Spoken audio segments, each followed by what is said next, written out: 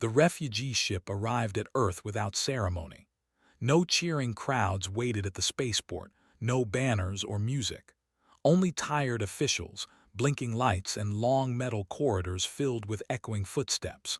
For most humans, the war was already over. For the refugees, it had never truly ended. Sarai stood near the back of the unloading line, holding her daughter close. Lumi's small arms were wrapped tightly around her mother's neck, her thin fingers gripping the worn fabric of Sarai's cloak. The child's eyes stayed open but empty, watching the world without reacting to it. She had not spoken since the night her father died. Sarai's people were not built for Earth. Their skin was pale and softly glowing, faint lines of light running along their arms and necks, signs of emotional energy. On their homeworld, those lights shone brightly in families and cities full of song. Now Sarai kept her glow dim, hiding it under layers of cloth. A bright glow drew attention. Attention brought questions. Questions brought separation. She had lost her mate in the war when human and alien forces were overwhelmed by a sudden enemy assault. He had stayed behind so others could escape. Sarai remembered the last moment clearly. His calm voice, his hand on her shoulder, his promise that their daughter would be safe. She had not cried then. Her people believed grief was sacred and should be carried quietly. But every night since, when Lumi slept, Sarai pressed her face into her hands and let the pain burn silently through her. Earth was meant to be a place of safety. That was what the messages said: temporary housing, aid, a chance to begin again. But safety, Sarai learned quickly, depended on paperwork, permissions, and patience she did not have. After 3 weeks in an overcrowded shelter, her name was called by an official who would not meet her eyes. Her refugee status was incomplete. Her species records had been damaged during the war. Without full identification, she and Lumi could not remain on Earth. They would be transferred to an outer settlement, far from cities, far from medical care, far from hope. That night, Sarai left. She took only what she could carry. She followed the maintenance tunnels beneath the city, guided by old maps shared quietly among refugees. By morning, she was outside the official zones, in a forgotten district near the old industrial edge of the spaceport. Broken buildings leaned together like tired giants. Cargo containers sat stacked and rusting. The air smelled of oil and dust. They hid there. Days passed, then weeks. Sarai learned where to find discarded food, how to trade small alien tools for human supplies, how to stay unseen. Lumi stayed silent, her head resting against Sarai's chest as if listening to a heartbeat that might disappear. At night, Sarai told her stories in a whisper. Stories of glowing forests, warm rivers, and a father who laughed easily. Lumi listened but never replied. Ethan Cole did not notice the refugees at first. His life was already full of noise and worry. Mornings began early, with alarms and breakfast dishes, and his daughter Maya asking too many questions at once. Ethan was an engineer, contracted by the city to help refurbish old housing units near the spaceport. It was not glamorous work, but it paid enough to keep their small apartment warm and the fridge full. Maya was 8 years old and endlessly curious. She talked to everyone. She liked broken things because, as she said, broken things needed friends. Ethan smiled at that, even when it hurt. His wife had died 3 years earlier in a shuttle accident. Since then, Ethan had learned how to braid hair badly, how to cook the same 5 meals well, and how to hide his grief so Maya could grow without fear. Some nights after Maya slept, he sat alone and wondered if he was doing any of it right. The old district assignment annoyed him at first. The buildings were unstable, the wiring ancient, and the paperwork slow. But the job came with flexible hours, which mattered. So one afternoon, after finishing a repair earlier than expected, Ethan decided to take a shortcut through the container yard to reach the transit line. That was when he heard the sound. It was soft, almost lost in the wind. A small breath, like a child trying not to cry. Ethan stopped. Years of fatherhood had trained his ears. He followed the sound past a leaning wall and around a stack of containers. There, in the shadow, he saw them. The woman froze when she noticed him. Her body shifted instantly, placing herself between him and the child she held. Her eyes widened, glowing faintly in fear. Ethan raised his hands without thinking. "Hey, it's okay. I'm not security." She did not understand the words, but she understood the tone. Still, she did not relax. The child pressed her face into the woman's shoulder. Ethan took a slow step back to give them space. "I didn't know anyone was living here," he said quietly, though he knew she might not understand. "I'm just passing through." He noticed then how thin she was, how tired. The child's clothes were too big, held together with careful stitching. This was not a criminal hiding place. This was survival. Maya's voice echoed in his mind. "Broken things need friends." "I have a daughter too," Ethan said, tapping his chest. "Just one, talks enough for three." The alien woman watched him closely. Her grip on the child did not loosen, but her glow dimmed slightly. That meant something, Ethan guessed. He reached slowly into his bag and pulled out a small wrapped snack, something Maya had refused to eat that morning. He placed it on the ground between them and stepped back. "For her," he said. The woman hesitated. Then carefully she knelt and picked it up. She opened it, sniffed it, then held it out to the child. The little girl stared at it for a long moment before taking a small bite. Her eyes widened slightly. Not fear, surprise. For the first time since Ethan had arrived, the woman spoke. Her voice was soft and strange, shaped by sounds he did not recognize. She touched her chest. "Sarai," Ethan nodded. "Ethan," she pointed to the child. "Lumi." Ethan smiled without realizing it. "That's a good name."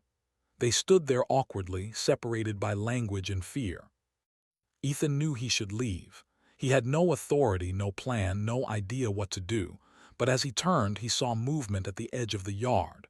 A drone scanning security. Sarai saw it too.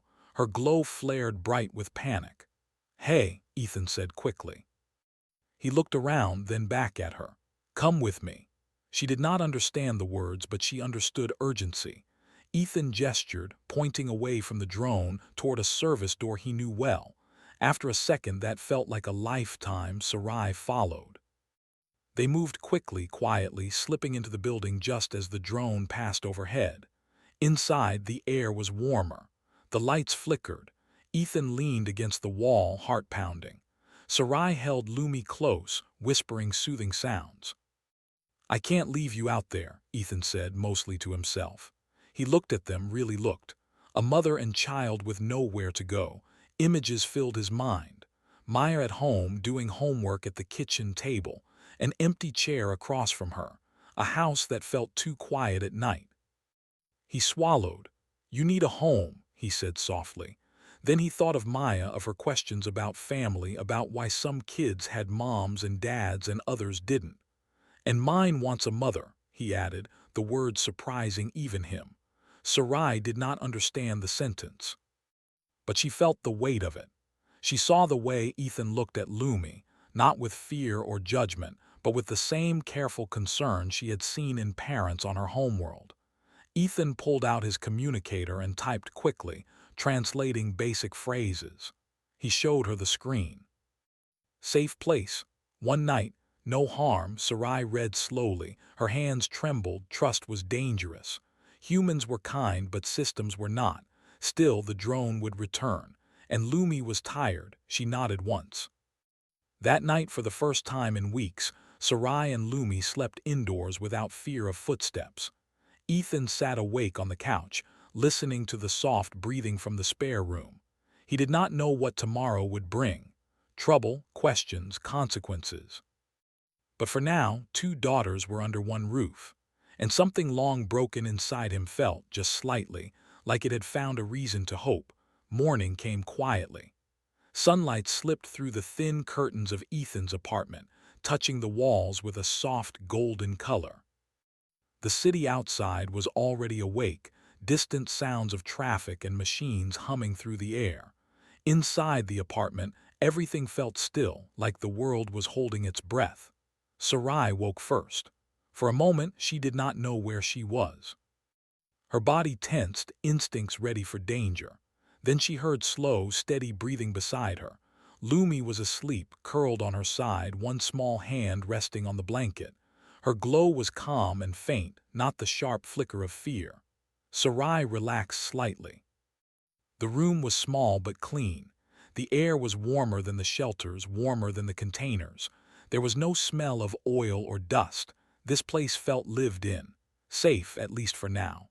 Sarai sat up carefully and looked around. Human objects filled the room. Simple furniture. Pictures on the wall. One picture caught her attention. A human woman smiling, her arm around a man and a young girl. The woman's eyes were kind. Her hand rested on the child's shoulder in a familiar way. Sarai understood immediately. This home had already lost someone. She touched her chest softly, feeling a shared pain she had not expected. From the kitchen came quiet movement, the sound of dishes. A low human voice humming badly, off-key. Lumi stirred but did not wake. Sarai rose slowly, adjusting her cloak, and stepped out of the room. Ethan stood at the small stove, flipping something in a pan. He turned when he sensed her presence. His shoulders stiffened for a second, then relaxed. "Morning," he said gently. Sarai did not understand the word, but she recognized the tone. A greeting. She nodded. Ethan gestured toward the table where two plates waited. Something warm and round sat on them, smelling rich and strange. Food. "For you and Lumi," he said, pointing. "No pressure." Sarai hesitated, then sat. She waited, as her people did, until the host ate first. Ethan noticed and smiled faintly. He sat across from her and took a bite. Sarai followed. The taste surprised her. Warm, soft, comforting. Her glow brightened slightly before she could stop it. Ethan noticed but said nothing. Lumi appeared in the doorway, rubbing her eyes. She froze when she saw Ethan, her small body leaning back toward her mother. "It's okay," Ethan said quickly, kneeling to make himself smaller. "Good morning." Maya came out of her room at that moment, hair messy, backpack half open. She stopped mid-step when she saw Sarai and Lumi. Her eyes widened not in fear but excitement. "Dad," she whispered loudly, "are they aliens?" Ethan winced. Maya covered her mouth. "Oh, sorry," Sarai stiffened. Lumi moved closer to her. Ethan cleared his throat. "Maya, this is Sarai and this is Lumi." Maya smiled slowly, carefully, the way she did when she met a shy animal. "Hi," she said, waving. "I'm Maya." Lumi stared. Maya noticed the glow on Lumi's skin and gasped softly. "You're shiny," she said in awe. Lumi flinched. "That's rude," Ethan said gently. Maya shook her head quickly. "I didn't mean bad rude, I meant pretty." Silence filled the room. Then Lumi took one small step forward. She did not speak, but she reached out and touched the strap of Maya's backpack. Her fingers brushed the bright patch sewn onto it. Maya froze, then smiled wider. "You like it, it's a star." Lumi looked up at her mother. Sarai's heart twisted painfully. She nodded. Maya laughed softly. "Do you want one?" She ran to her room and returned with a small cloth star, slightly worn. She held it out. Lumi stared at it for a long moment. Then she took it. Her glow brightened. Sarai felt her breath catch. It was the first clear emotional response Lumi had shown in months. Ethan watched the moment quietly. Something deep inside his chest tightened. The day passed slowly. Ethan explained things using simple words, gestures, and a translator app. Sarai learned that Ethan repaired buildings, that Maya went to school, that this apartment was small but theirs. Sarai explained what she could in return, about her people, about losing her mate, about hiding. When Ethan learned that Sarai had no legal status, his jaw tightened. He did not shout. He did not panic. He only nodded slowly, as if adding weight to an already heavy list. That afternoon, Ethan left for work. "Stay here," he said, showing Sarai the lock and the emergency panel. "Don't open the door for anyone." Sarai nodded. When the door closed, the apartment felt too quiet. Maya sat on the floor with Lumi, showing her drawings. Lumi watched closely, her head tilted. Sarai sat nearby, alert but calm. Hours passed without fear. That night, Ethan came home later than usual. His face was tired, but his eyes were sharp. "They're asking questions," he said quietly once Maya was asleep. "About the district, about missing refugees." Sarai's glow flickered. "They haven't found you," Ethan continued. "But it's not safe long-term." Sarai bowed her head. "I will leave," she said slowly through the translator. "I will not bring danger." Ethan shook his head immediately. "No, we'll figure something out." Sarai looked at him, truly looked. This human had already risked much. Shelter, protection, lies. "Why?" she asked. Ethan hesitated. He glanced toward Maya's room. "My daughter needs stability," he said quietly. "And I think you do too." Sarai understood what he did not say. This home had space shaped like a missing person. Days turned into a routine. Sarai helped around the apartment, learning human tools quickly. She cooked with Ethan, adapting recipes to her biology. She fixed small things with careful hands. She watched Maya when Ethan worked late. Slowly, something changed. Lumi began to speak again. At first it was only sounds, soft words in her own language. Then one evening, as Maya tripped and fell, Lumi gasped and said a single word. "Maya." The room froze. Maya blinked. She said my name. Ethan felt his eyes burn. Sarai knelt and held Lumi, whispering praise and love. Lumi's glow shone brighter than it had since before the war, but peace never lasted. One evening, a notice appeared on Ethan's communicator. A formal request. Inspection of nearby housing units. Security presence increased. Sarai knew what it meant. That night she sat awake, staring at the ceiling. Her people believed in bonds, in debts of the heart. Ethan had given her shelter. By her culture, that meant family, but family should not be destroyed by her presence. Before dawn, she packed quietly. Lumi woke and shook her head, tears forming. "No," she whispered. Sarai pressed her forehead to her daughter's. "Safe," she said softly. When Ethan woke, the apartment felt wrong.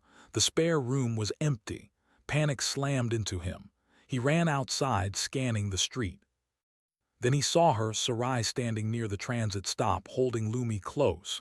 "Sarai," he called. She turned. Her glow shimmered with pain. "I cannot stay," she said. "Danger." Ethan stepped closer. "So am I," he said simply. She looked at him, confused. "I'm in danger every day," he continued.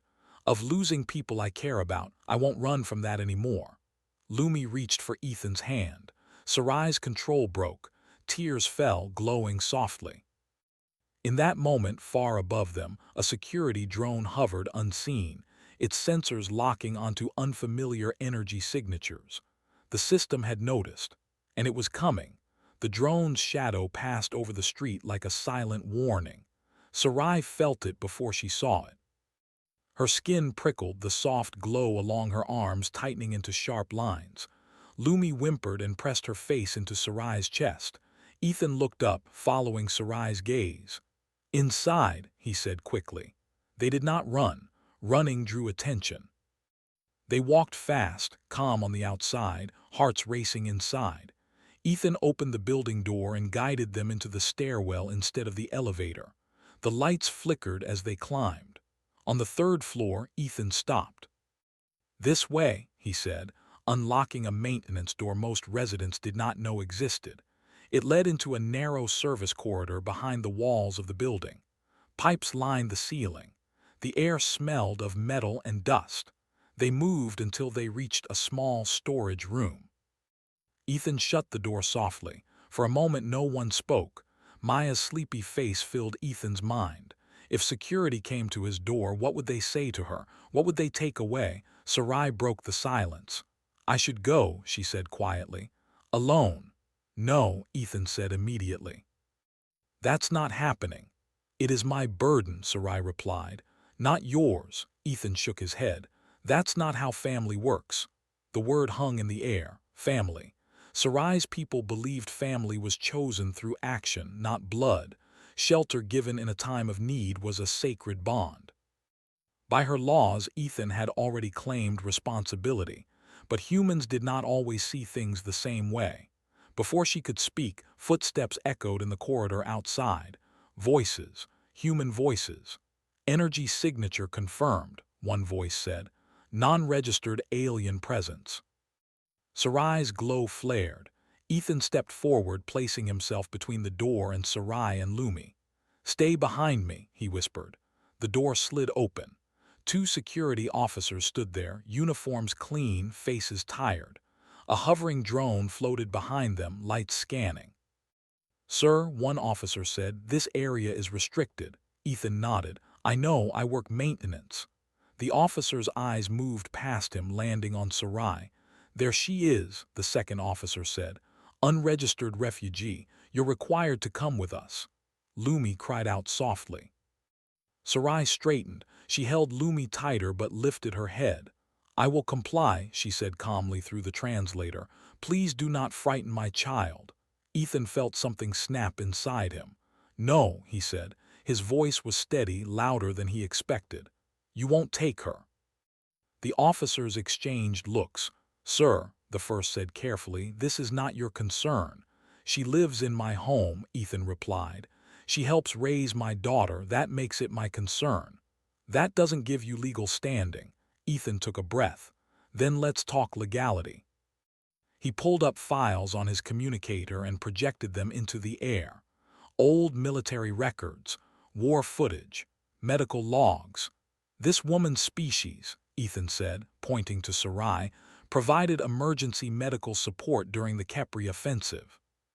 They stabilized wounded human soldiers when our own tech failed. These records were buried because of political cleanup."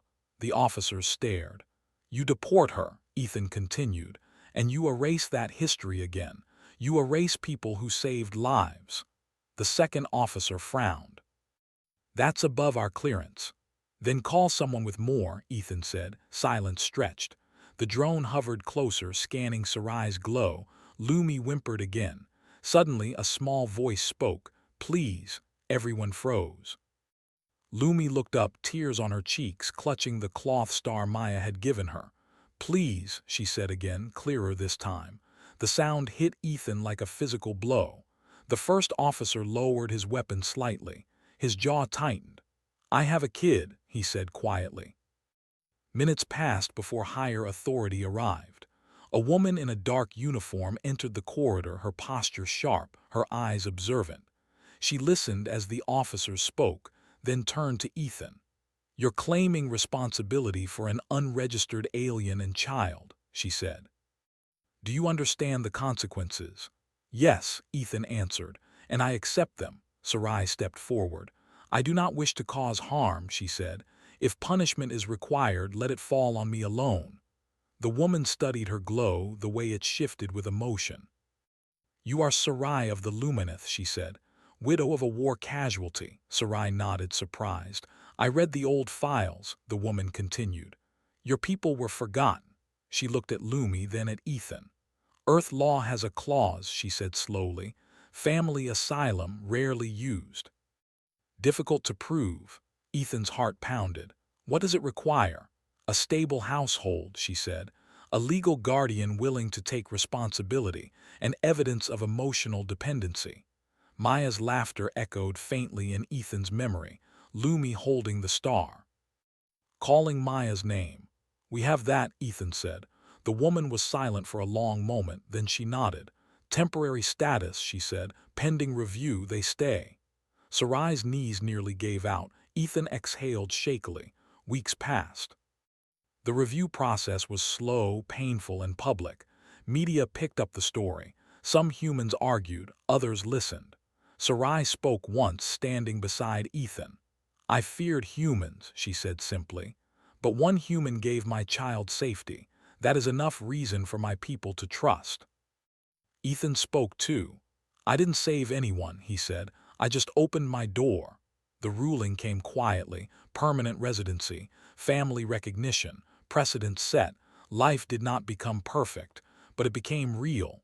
Sarai officially moved into the apartment. She helped Maya with schoolwork, learning human math with surprising speed. She cooked meals that mixed two cultures. Her glow brightened in the evenings, filling the home with soft light. Lumi laughed again. She spoke both languages. She slept without fear. One night after the girls were asleep, Sarai and Ethan sat together in the quiet living room. "You did not have to do this," Sarai said. Ethan smiled tiredly. "Neither did you, but you stayed." Sarai placed her hand over his, a gentle, glowing warmth. "My people believe home is not a place," she said. "It is who stays." Ethan squeezed her hand.